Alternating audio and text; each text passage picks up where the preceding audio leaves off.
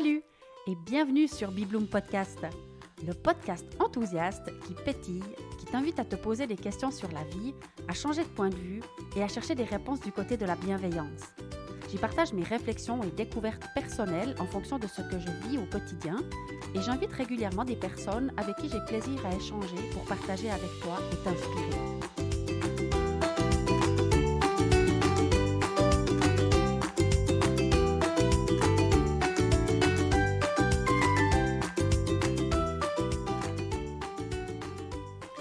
Dans cet épisode, je t'en dis plus sur les raisons de notre retour en Suisse pour quelques jours. Je t'invite à une soirée karaoké proposée par Valérie le 23 décembre chez Bibloom et je te laisse découvrir les derniers événements marquants depuis que nous avons quitté le manoir pour arriver cette fois-ci dans une famille au sud de Dublin. Tu m'entendras mentionner plusieurs fois l'océan. Je te laisse remplacer ce mot par mer car en effet, étant sur les côtes est de l'Irlande donc face à l'Angleterre, nous nous régalons de magnifiques paysages de la mer d'Irlande et non pas de l'océan. Je te retrouve après le jingle et te souhaite de passer un agréable moment en ma compagnie.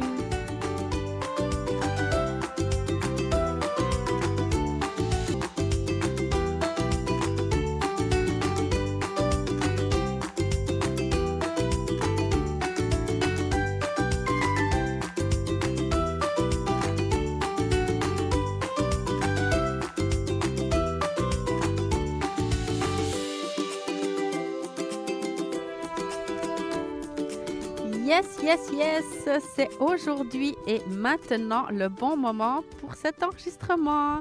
Oh, je suis tellement contente. Alors, cette fois-ci, j'ai bien senti que c'était aujourd'hui le jour pour enregistrer et j'avais vraiment envie de trouver un bon endroit et je me sentais attirée par le bord de l'océan. Donc, je viens de faire 3 quarts d'heure de marche pour arriver à l'océan parce que là où j'habite en ce moment, je suis à 3,5 km à peu près du bord de l'eau. Alors, je suis venue jusqu'ici pour m'y installer, mais il y a beaucoup de vent. Donc, je ne sais pas si ça va être agréable ou pas d'écouter. J'ai fait un test auparavant. Ça m'a l'air d'être tout à fait OK. Certainement que le super cadeau que j'ai reçu il y a, je ne sais plus, maintenant 2 ans au moins, de Frédéric, ceci fidèle auditeur et ami, la chaussette là pour mettre autour du micro, certainement que ça aide. En tout cas, j'ai trop envie d'enregistrer, donc je prends le risque. Et j'espère vraiment que ça sera confortable pour toi d'écouter ça. Ça fait un moment que je t'ai laissé puisque j'étais encore à Kilmokee, donc à Campbell dans le manoir. Nous étions encore là-bas avec Léonie. Et puis, on était sur le point de partir quelques jours plus tard dans une famille. Maintenant, ça fait 3 semaines qu'on est ici. Alors, il me semble que c'est vraiment le moment de faire un petit point de situation. D'abord, j'aimerais revenir sur chaque fois que je reçois des messages de votre part concernant les podcasts, ça me met toujours en joie. Et là, ça me fait plaisir aussi de partager certains des retours que je reçois. Et aujourd'hui, le retour qui m'importe de partager, c'est celui de Catherine. Parce que quel merveilleux échange on a eu. Un jour, je reçois donc un mail de Catherine, hyper touchant comme toujours, plein d'humour, de joie et tout ça. Et dans ce message, elle partage le fait qu'on a planté une graine avec Isabelle Van Wiesberg quand on a enregistré. Donc, on a enregistré 2 épisodes de podcast avec elle et ça fait longtemps parce que c'était, sauf erreur, le 8e et le 19e, je crois, ou 16e. Maintenant, j'ai un doute. Je devrais mieux me préparer, en fait, avant d'enregistrer ces épisodes parce que, voilà, j'aurais dû noter cette information. Mais bref, en tout cas, on a fait 2 épisodes avec elle. Donc, Isabelle, elle est spécialisée dans l'accompagnement des gens en lien avec le jeûne. Et puis, ça avait inspiré Catherine à faire d'abord une journée de jeûne, puis même une semaine. Mais elle voyait ça comme pire que monter l'Himalaya, en fait. Donc, c'était un challenge énorme qu'elle s'est fixé pour l'année 2022. Et puis, elle m'a informée, en fait, dans ce mail qu'elle a réussi les 2, une journée de jeûne dans un premier temps et la semaine complète qu'elle a fait avec son mari. Et puis, en fait, du coup, elle partageait à quel point ces podcasts, ils avaient un impact sur les gens. Et bien sûr, moi, ça me touche énormément parce qu'à chaque fois, c'est pas toujours pareil. En fait, j'arrive pas trop à me libérer de ça. Je me dis tout le temps, mais qui c'est que ça peut bien intéresser? Est-ce que vraiment c'est bien fait ou pas? Enfin, j'ai toujours ce petit truc en moi qui met un petit doute comme ça. Eh ben, en fait, non, quoi. Je vais continuer à les faire parce qu'il y a toujours quelque chose à prendre, soit dans les réflexions que je partage, soit dans les observations que je fais, soit dans les échanges. Donc là, c'était un échange avec Isabelle. Et ça, c'est magique. Alors voilà, ça me motive. Merci beaucoup, Catherine, de ce retour, de ce partage que tu as fait. Et puis surtout, bravo d'avoir fait cette expérience. Et j'imagine à quel point ça a dû être génial de partager ça avec ton mari. Et oui, voilà, magnifique, quoi, magnifique. Bon, et avant de faire le point un petit peu sur la situation, où on est, où quelles sont les réflexions un petit peu, ou qu'est-ce qui m'habite plus particulièrement en ce moment, je voulais partager deux, trois infos. La première, c'est que la vie fait que je vais rentrer quelques jours en Suisse le 16 décembre, parce que figure-toi que, comme j'ai dit depuis le début, si j'ai des engagements en entreprise, eh bien, ça me ferait rentrer. Et puis, j'avais un engagement prévu pour la ville de Bulle le 17 décembre. Je l'avais accepté un petit peu sous condition en disant que c'est pas sûr que je serais là. Et j'avais une personne que je vais remercier ici aussi, Caroline, qui aurait été prête à me remplacer si j'étais pas là. Mais enfin, je sentais que c'était quand même un poids que je mettais sur ses épaules et j'étais extrêmement touchée qu'elle accepte de faire ça au cas où. Mais entre-temps, j'ai reçu une autre demande pour une autre entreprise pour laquelle j'ai déjà travaillé en Valais, qui me sollicite pour le 21 décembre. Et là, je me suis dit, c'est quand même fou ça d'avoir un engagement en entreprise le 21 décembre et un engagement qui m'intéresse d'honorer. Et juste après l'engagement du 17 décembre pour la ville de Bulle, je dis, ça, c'est quand même fou. Alors, ça m'a poussé à prendre des billets d'avion pour rentrer. Et puis, comme c'est juste avant Noël, eh bien, je ne voyais pas tellement repartir. Si ça avait été que moi, je pense que j'aurais fait l'aller-retour pour cet engagement-là. Mais quand même, c'est trop proche des fêtes pour repartir juste avant. Et donc, nous serons là quelques jours à partir du 16. Je ne sais pas très bien quand est-ce que je vais repartir. C'est prévu pour l'instant le 27, mais c'est possible que, je vais entendre un petit peu plus tard, un petit peu ce qui se passe maintenant, c'est possible qu'on prolonge un petit peu. Et donc, je ne sais pas encore, mais je me réjouis. Et dans cette période, en plus, on a planifié maintenant, grâce à Valérie qui en a fait la proposition, une soirée karaoké. Donc, je t'informe de ça aussi directement. Ça sera le 23 décembre chez Bibloom. Et voilà, tout ça, c'est un petit peu la fête. Léonie, quant à elle, alors, elle a eu aussi une chose extraordinaire qui s'est passée. C'est qu'elle a une de ses très, très, très bonnes amies qui fête ses 18 ans, aujourd'hui même. Et elle était extrêmement triste. Elle a eu beaucoup d'échanges avec Léonie parce que Léonie n'était pas là. C'est trop triste, t'es pas là, je suis en train de préparer ma fête d'anniversaire.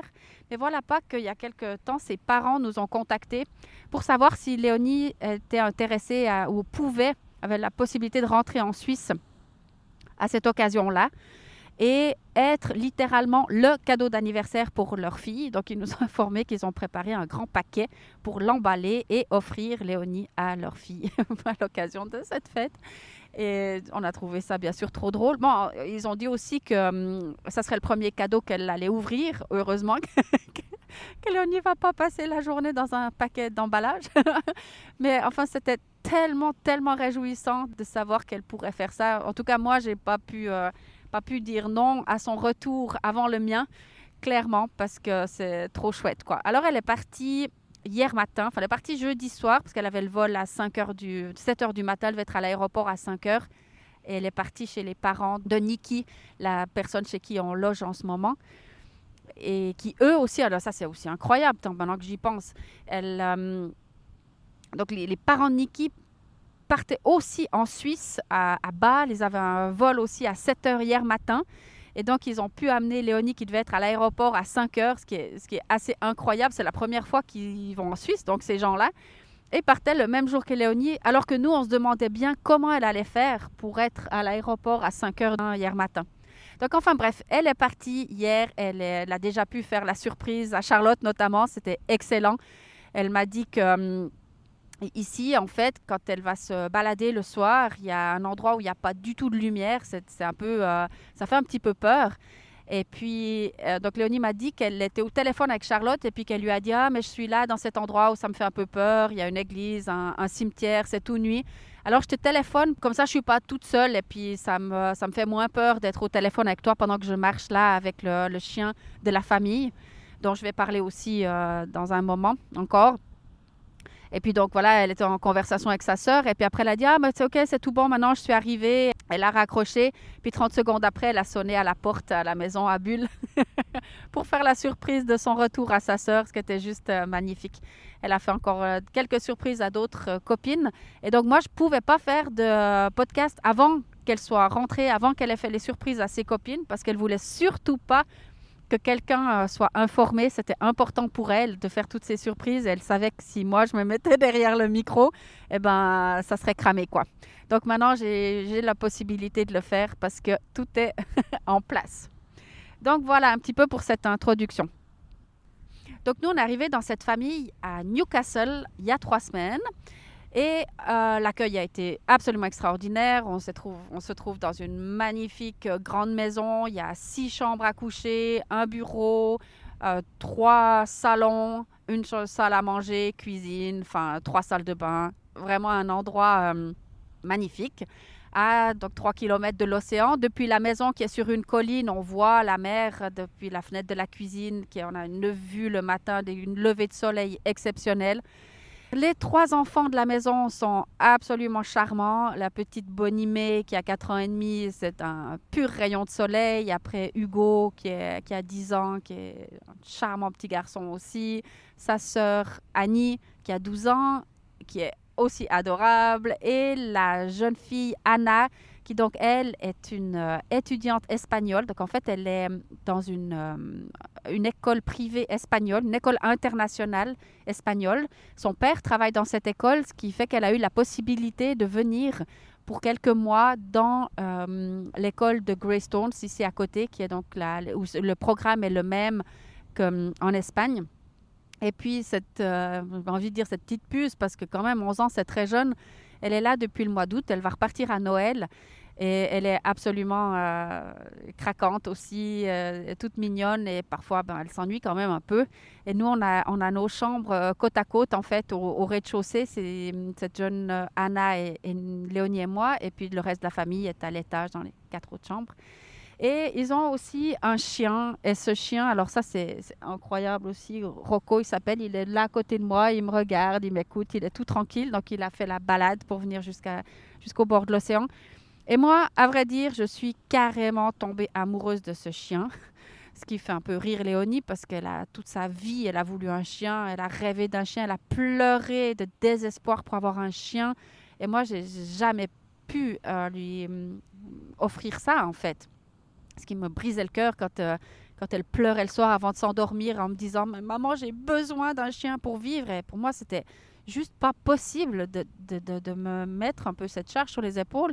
Et puis, depuis qu'on est en Irlande, partout où on va, il y a des chiens. Tout le monde a des chiens. Ici, c'est juste de la folie, quoi. Tout le monde a des chiens, ou un ou des.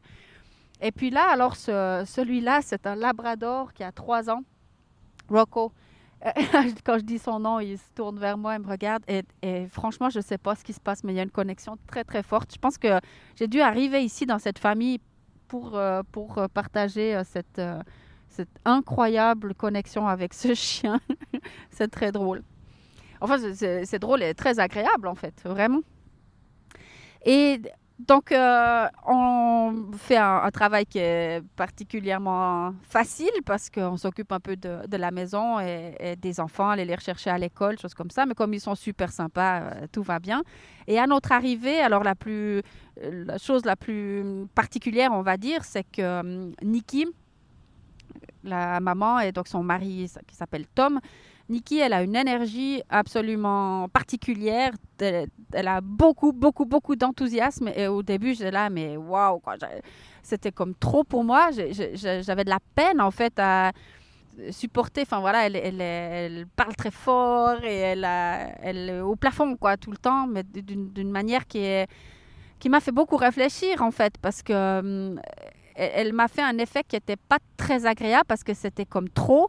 Et puis, je sais que moi, c'est souvent comme ça aussi. Je fais cet effet-là à beaucoup de personnes parce que je suis dans l'enthousiasme, je suis dans la joie, je suis comme ça.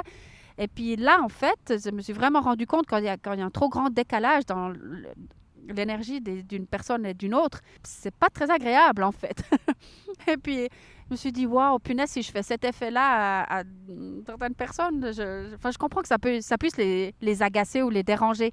Et ça me sensibilise à ça, de faire attention, en fait, toujours de m'ajuster à l'énergie de la personne que j'ai en face pour pas enfin, en restant moi-même, bien sûr, en restant moi-même, mais être juste attentive à, à ça, parce que ça peut être dérangeant. Puis en tout cas, les premiers jours, je me suis dit, mais en tout cas, c'est pas une personne qu'il faut... Enfin, mon travail de génératrice d'enthousiasme, c'est pas du tout adapté pour elle, parce que si je génère encore de l'enthousiasme chez elle, ma mamie, serait juste trop. Alors, je me suis dit que... en fait, je devrais plutôt être régulatrice d'enthousiasme. Je devrais changer mon titre, puis être régulatrice d'enthousiasme, justement pour faire une meilleure balance comme ça entre les énergies des uns et des autres. Et puis peut-être par rapport à elle, être dans quelque chose de plus calme qui la pose un petit peu. Mais enfin bon, c'est pas ça mon job, c'est presque un jugement que je fais là. Mais enfin, c'était une adaptation que j'ai dû faire, moi, quelque chose qui a été surprenant. Et puis, donc, on est arrivé le 9 novembre, il y avait des décorations de Halloween dans toute la maison, mais partout, partout, partout. Et puis, le soir même de notre arrivée, elle a dit, ah, ben, faut que j'enlève toutes les décorations d'Halloween parce que ce week-end, on met les décorations de Noël. Puis, Léonie et moi, on était là, what? Et effectivement, le dimanche, on a passé toute la journée. Enfin, eux, ils ont passé toute la journée. Nous, on a de la chance, on avait congé le dimanche. On travaille du lundi au vendredi, c'est assez tranquille. Enfin, on a congé nos week-ends. Enfin, bref, ils ont passé le dimanche à s'occuper de ça, toutes les décorations de Noël, tout installé partout. Enfin, bref, moi, j'avais vraiment l'impression, tous ces premiers jours, d'être carrément dans un film de Noël, quoi. Et après quelques jours, ils nous ont dit qu'ils étaient très contents de nous, donc que ça se passait super et qu'ils nous attendaient en janvier. Donc, ils savaient dès le départ de nos discussions, ils savaient qu'on allait partir quelques jours en Suisse et puis ils nous attendaient au retour. Donc, ils ont confirmé que c'était tout parfait pour eux. Et puis, nous, on était toutes contentes aussi. Ah, une anecdote aussi quand même ici, au moment de notre arrivée. Tu te rappelles certainement qu'on a passé une journée extraordinaire quand on était à Castletownbere, donc le premier endroit au sud-ouest de l'Irlande. On a passé une journée sur une île et on a marché jusqu'à un phare qui s'appelle le phare d'Argakina. Je le dis en français, je ne sais pas exactement même comment il se prononce en anglais, sur Barry Island. Donc ça, c'était vraiment super et c'est à peu près le plus loin possible en Irlande d'où on est maintenant, parce qu'on est au centre, sur la côte est, complètement à l'opposé. Et quand on est arrivé dans la maison, en fait, en face de moi, quand je suis assise à table, il y a un tableau du phare d'Argakina. Ce qui est juste incroyable. Ah bah tiens, il y a un autre chien qui vient. Aucun des deux n'est attaché. Ils font un peu connaissance. On va voir ce qui se passe. Bon, visiblement, ça va. Et donc, c'est assez incroyable qu'on arrive ici et qu'il y ait la photo de ce phare droit en face de nous, en fait. Parce que quand même, l'Irlande, c'est grand, puis des phares, il y en a un certain nombre. Bon, bref. Voilà, ça, c'était aussi pour une des petites anecdotes dès notre arrivée. Et puis, donc, le premier week-end, on est parti visiter la ville la plus proche d'ici, qui est Greystones. Le lendemain, on est allé à pied de Greystones à Bray, qui est une autre ville un peu plus loin. C'était magnifique de faire cette balade le long des cliffs, comme ça, des falaises. Ensuite, le week-end suivant, on est allé à Wicklow, qui est une autre des petites villes. On est retourné aussi à Greystones. Léonie, elle a commencé l'école immédiatement. En fait, la semaine après notre arrivée, elle va 2 fois par semaine à l'école à Greystones. Là, il y a des filles suissesses aussi dans sa classe. Et c'est d'ailleurs drôle parce qu'il y a 2 Suisses allemandes et une Suisse italienne et 2 Espagnols.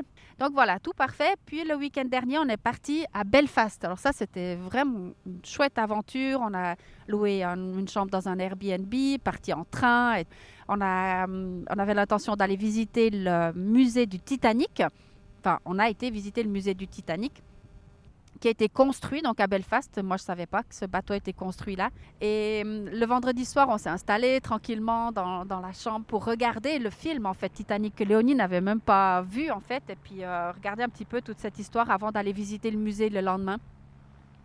C'était un moment assez magique aussi, tout ce début du week-end. Et là, paf, on reçoit un WhatsApp de la famille qui nous dit que finalement les enfants ils peuvent aller à l'accueil extrascolaire en janvier et qu'ils étaient sur une liste d'attente et que bien sûr ça n'a rien à voir avec nous, mais ils vont mettre les enfants là-bas et n'ont plus besoin de nous en janvier, par WhatsApp comme ça. Alors ça a été un petit peu comme un éclair dans, dans ce début de week-end qui était super. On était dans l'enthousiasme de tout ce qui se passe, qui est agréable et tout. Et puis là, je dois dire que c'était quand même un peu comme la première fois où je me suis dit, pouf, ça m'a fait un petit peu un coup sur la tête. Je ne m'attendais pas du tout à ça. Et ça remettait tout en cause aussi parce que donc nous, on avait prévu, et c'était convenu comme ça que on laisse nos affaires chez eux puisqu'on revient après. Puis on part juste en Suisse avec une valise. Donc Léonie, elle partait, comme elle est partie jeudi soir, là, c'était 6 jours après l'annonce, quoi. Donc ça voulait dire aussi qu'il fallait qu'on change notre plan et que Léonie ramène toutes ses affaires puisqu'on ne sait pas où on va aller après notre retour en Suisse. Ça changeait quand même pas mal de plans de notre côté. Et puis, ça met de nouveau un peu une espèce d'inconfort comme ça. On ne sait pas ce qu'on va faire. On ne sait pas si on va pouvoir revenir dans cette même région. Et donc, si Léonie pourra continuer d'aller à l'école ou pas. Enfin, voilà, ça remettait un petit peu tout en cause comme ça. Mais moi, je me suis dit, le plus important là, maintenant, durant ce week-end, c'est que ça ne me gâche pas le week-end.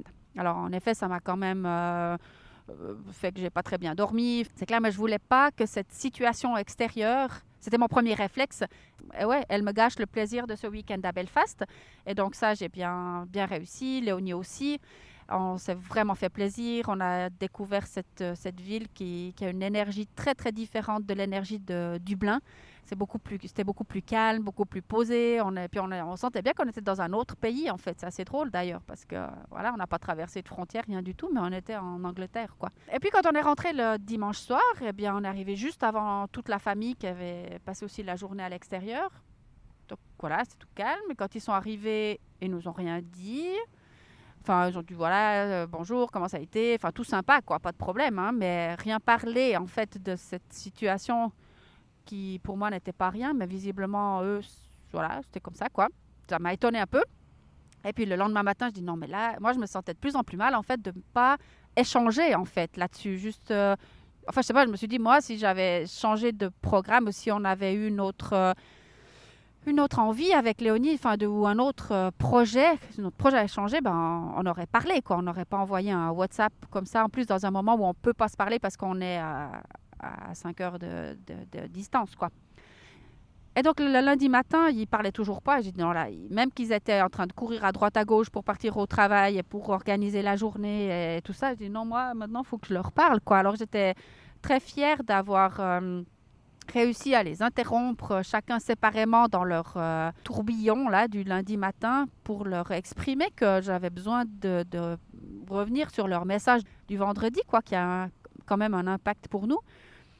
Ben voilà, ils ont écouté. Ils avaient l'air tous les deux de tomber des nues parce qu'ils ne voyaient pas du tout où était le problème et que s'ils avaient été d'une quelconque manière... que ça nous a dérangés, ben, ils s'excusaient. Enfin voilà. Puis au revoir, merci. Puis sur ça, Niki nous a demandé de repeindre toute sa chambre, qui est une chambre, enfin leur chambre, une chambre énorme. Donc c'est un gros travail. La chambre est très grande avec encore un dressing et puis c'est très particulier comme pièce parce qu'il n'y a pas un mur qui est rectangulaire en fait. C'est tout soit un triangle, soit un arrondi et puis il fallait peindre du sol au plafond. Enfin, moi, j'ai jamais fait ça de ma vie. Puis je me suis dit, ok, bon, on va s'y mettre. Alors, la chance que j'ai eue, c'est que Léonie, elle avait déjà peint sa chambre avec son papa. Donc, elle savait plus ou moins comment s'y prendre parce qu'on s'est retrouvés là avec un gros pot de peinture, des pinceaux et puis moteur, quoi, toute seule dans la maison. Et donc, Léonie, elle m'a bien montré un peu comment faire. C'est juste génial, en fait, d'avoir nos propres enfants qui sont nos maîtres. Merci, Léonie. La pauvre, malheureusement, elle était malade ce jour-là. Elle n'était vraiment pas bien. Donc, elle a été extraordinaire parce qu'elle a quand même donné le meilleur d'elle-même. Elle a pas, mais je voyais bien qu'elle était au ralenti. Donc, je lui ai dit, écoute, Léonie, maintenant, c'est bon, quoi. On va arrêter pour aujourd'hui. Pause, quoi. Et puis, le lendemain, elle est partie. Elle avait l'école. Le surlendemain, elle a fait plutôt des tâches de ménage dans la maison. Le 4e jour, elle était de nouveau à l'école. Ce qui fait que moi, je me suis retrouvée, en fait, à peindre quasiment toute seule cette énorme pièce avec toutes sortes de doutes parce que je me disais mais je ne sais pas vraiment le faire, est-ce que je fais assez bien et tout. Puis avec en même temps cette espèce de contrariété là qu'on avait. Enfin, je sais pas, j'étais quand même en même temps fière de faire tout bien ce qu'il fallait faire et dans la meilleure attitude possible. Puis en même temps à me dire, mais ouais, bon, mais je suis quand même un peu fâchée de cette situation, puis qu'on n'en parle pas. Et puis, alors j'avais vraiment beaucoup de choses dans la tête là, de m'observer en fait là-dedans à me dire, ouais, mais c'est super parce que tu fais tout bien, malgré que tu es un petit peu contrarié. Je me dis, oui, mais je pourrais peut-être quand même faire encore mieux parce que je dis que je suis fière de faire tout bien, de donner le meilleur de moi-même. Mais est-ce que je donne vraiment le meilleur de moi-même? Enfin, ça tournait beaucoup dans ma tête, beaucoup, beaucoup de réflexions. Mais en même temps aussi, j'ai découvert que c'était une activité très méditative comme ça de faire. J'ai réussi aussi à prendre du plaisir à le faire. Et puis, j'étais hyper contente de pouvoir faire un tel apprentissage, en fait, parce que jamais je l'aurais fait chez moi. Donc, j'ai 2 murs qui ont été peints dans mon appartement, mais un, c'est un professionnel qui l'a fait, un autre, c'est un ami qui l'a fait. Jamais j'aurais même osé le faire moi-même. Donc, ils m'ont donné cette chance de peindre en plus leur chambre à coucher, quoi. Donc, moi, j'étais toute contente d'avoir pu faire cette expérience. Puis en même temps, je me disais, ben, c'est cool parce que je veux dire, ils savent que je ne l'ai jamais fait, puis ils vont pas m'en vouloir si c'est pas parfait et tout. Donc, je peux vraiment y aller, quoi, sans crainte que peut-être j'ai débordé un peu sur les plaintes ou je sais pas quoi. Bon, les plaintes, ils vont les repeindre aussi, donc ça va le faire, quoi. Mais juste la fierté d'avoir d'avoir accompli cette tâche-là. Enfin, donc voilà pour un petit peu ce que j'avais à partager aujourd'hui. Qu'est-ce qui me resterait à dire? Je sais pas trop, je crois que j'ai fait un petit peu le tour. Ah oui, mais encore que oui, il y a une chose j'aurais peut-être dû dire au début parce qu'en fait, c'est un peu tout à fait anecdotique aussi. Mais dans les étonnements que je peux avoir ici. Alors, j'avais dit dans le premier endroit où on était, là, à Castletownbere, j'avais exprimé que un truc qui était dérangeant pour moi, c'est le fait qu'ils qu'ils recyclent pas les déchets, tout ça.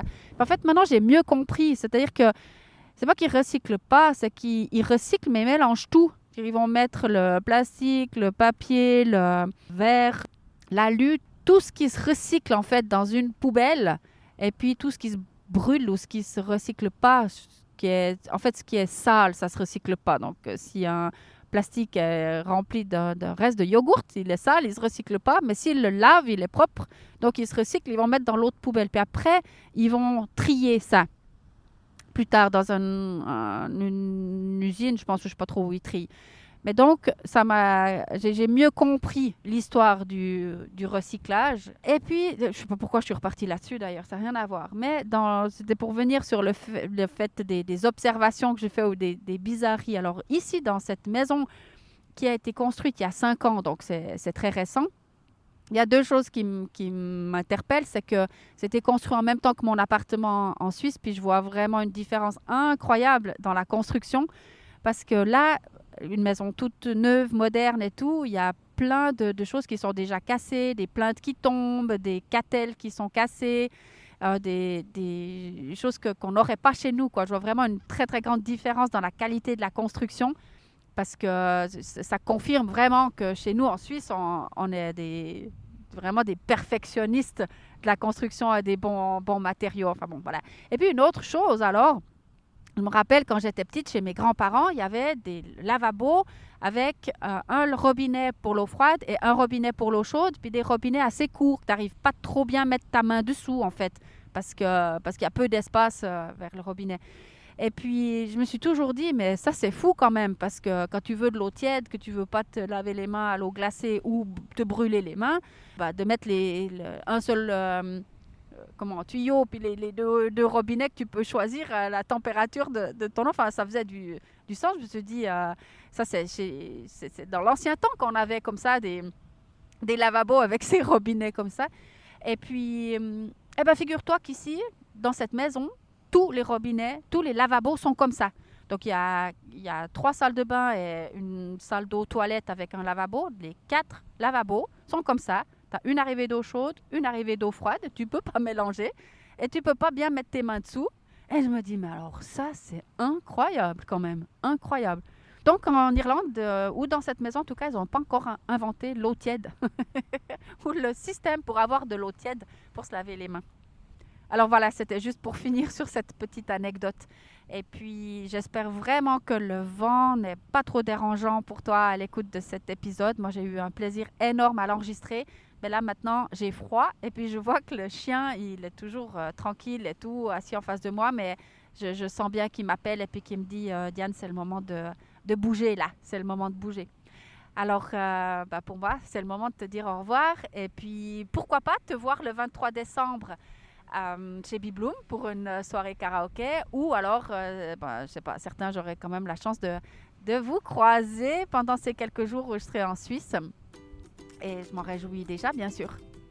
Voilà, allez, gros bisous, gros câlins. Et puis, merveilleuse journée ou nuit, ça dépend quand est-ce que tu m'écoutes. Ciao!